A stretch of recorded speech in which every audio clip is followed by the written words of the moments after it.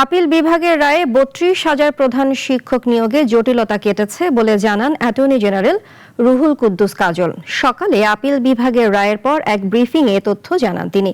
প্রধান বিচারপতির নেতৃত্বে ৪ সদস্যের বেঞ্চ আজ এ বিষয়ে রায় দেন। ২০১৭ সালে ৫০% চাকরিকাল গণনা করে গ্রেডেশন তালিকা প্রণয়নপূর্বক জ্যেষ্ঠতা প্রদান, প্রধান শিক্ষক হিসেবে স্কেল প্রাপ্তি এবং নানাবিধ আর্থিক ও প্রশাসনিক সুবিধা প্রদানের দাবিতে হাইকোর্টে রিট দায়ের করা হয়। সেই রিটে হাইকোর্ট রুল দেন। পরে রুলের শুনানি শেষে ২০১৯ সালের ১১ মার্চ হাইকোর্ট রুল আংশিক মঞ্জুর করেন।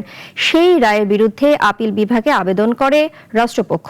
বৃহস্পতিবার সেই আপিল মঞ্জুর করেন আপিল বিভাগ।